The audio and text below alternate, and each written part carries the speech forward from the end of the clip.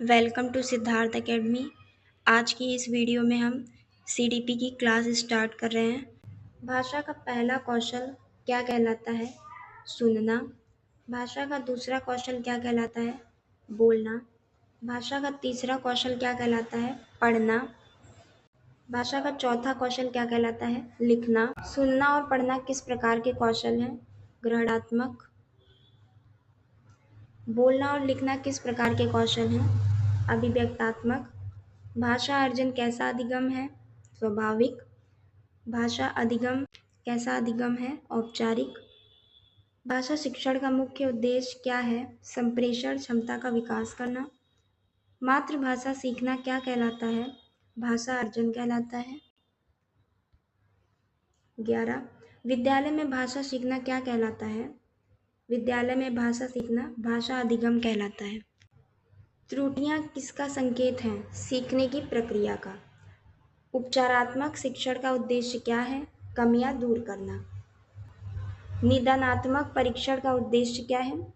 कमियां पहचानना। सीसीई का पूरा नाम कॉन्टिन्यूअस एंड कॉम्प्रिहेंसिव इवैल्यूएशन। मौन वाचन का उद्देश्य क्या है? अर्थ ग्रहण करना। शाश्वत वाचन का उद्देश्य क्या है? उच्चारण सुधारना। श्रुत लेख कौन से कौशल विकसित होते हैं? सुनना व लिखना। भाषा शिक्षण का केंद्र कौन है? भाषा शिक्षण का केंद्र बालक है। भाषा सीखना कैसी प्रक्रिया है? सामाजिक प्रक्रिया है। रचनात्मक लेखन क्या बढ़ाता है?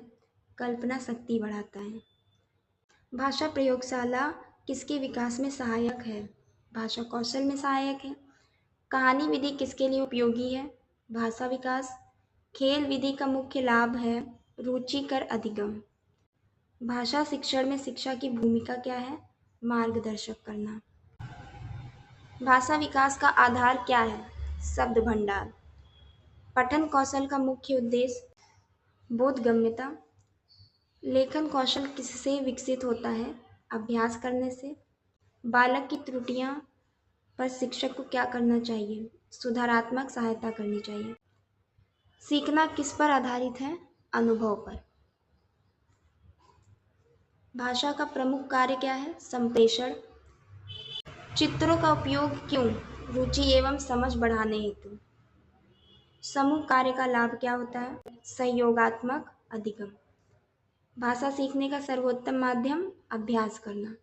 मूल्यांकन का उद्देश्य सुधार करना। सतत मूल्यांकन कब होता है? पूरे शिक्षण काल में। समग्र मूल्यांकन किस पर बल देता है? सर्वांगीण विकास पे। भाषा कौशलों में सबसे कठिन कौशल कौन सा है? तो वो लेखन का है। सबसे पहले विकसित होने वाला कौशल सुनना। पुनर्बल क्यों आवश्यक है? प्रेरणा हेतु।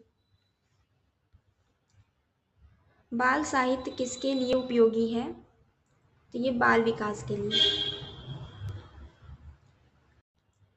प्रश्नोत्तर विधि किसे बढ़ाती है? सहभागिता। भाषा शिक्षण का सर्वोत्तम सिद्धांत क्या है? ज्ञात से अज्ञात की ओर बढ़ना। सरल से कठिन की ओर किसका सिद्धांत है? शिक्षण सिद्धांत। मूर्त से अमूर्त की ओर शिक्षण क्यों? क्योंकि ये सरल अधिगम हेतु होता है। भाषा शिक्षण में भयमुक्त वातावरण क्यों आवश्यक है? स्वतंत्र अभिव्यक्ति हेतु। भाषा शिक्षण में स्थानीय परिवेश का उपयोग क्यों? सहज अधिगम हेतु। बच्चों को बोलने के अवसर क्यों देना चाहिए? मौखिक अभिव्यक्ति विकास हेतु। भाषा और विचार का संबंध कैसा है? घनिष्ठ प्रभावी। भाषा शिक्षण का परिणाम क्या है? आत्मविश्वासी शिक्षार्थी। भाषा शिक्षण की सबसे महत्वपूर्ण इकाई कौन है? बालक। भाषा सीखने में सबसे अधिक सहायक तत्व पर्यावरण। भाषा अर्जन सिद्धांत किससे संबंधित है? चामस्की। निकटस्थ विकास क्षेत्र जेड किसने दिया? लेव वाइगोत्स्की। भाषा विकास में परिवार की भूमिका क्या है? महत्वपूर्ण। भाषा शिक्षण में कविता का उद्देश्य क्या है? सौंदर्य बोध विकसित करना। पठन की प्रक्रिया क्या है? अर्थ निर्माण की प्रक्रिया। वाचन का मुख्य उद्देश्य क्या है? अर्थ ग्रहण करना।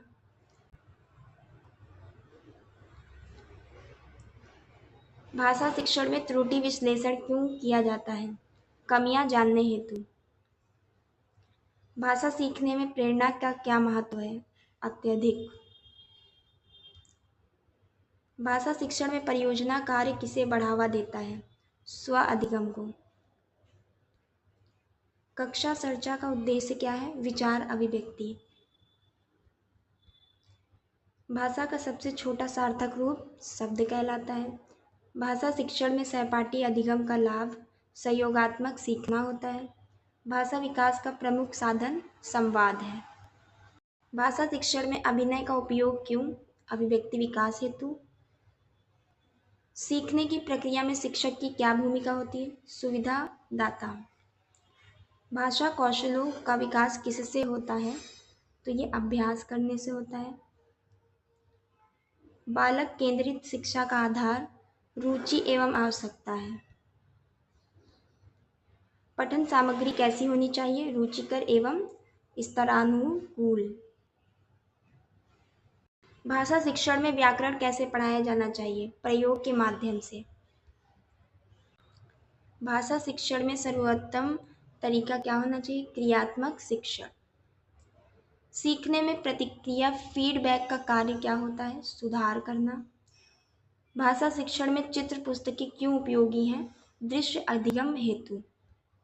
भाषा की मूल इकाई क्या है? वाक्य। लेखन का कौशल का आधार पठन। भाषा शिक्षण में सिर्फ दृश्य सामग्री का लाभ रुचि एवं स्पष्टता। बच्चों की भाषा त्रुटियां क्या दर्शाती हैं? विकास की अवस्था। भाषा सीखने का स्वाभाविक क्रम सुनना बोलना पढ़ना लिखना। भाषा शिक्षण में गतिविधि आधारित अधिगम क्यों महत्वपूर्ण है? सक्रिय सहभागिता हेतु। भाषा की प्रकृति कैसी होती है? गतिशील। भाषा शिक्षण में शब्द भंडार कैसे बढ़ता है? पठन द्वारा। भाषा शिक्षण में कहानी सुनाने का लाभ कल्पना एवं भाषा विकास। भाषा का संबंध किससे है? समाज से है। भाषा शिक्षण में प्रश्न पूछने का उद्देश्य क्या है? सोच विकसित करना।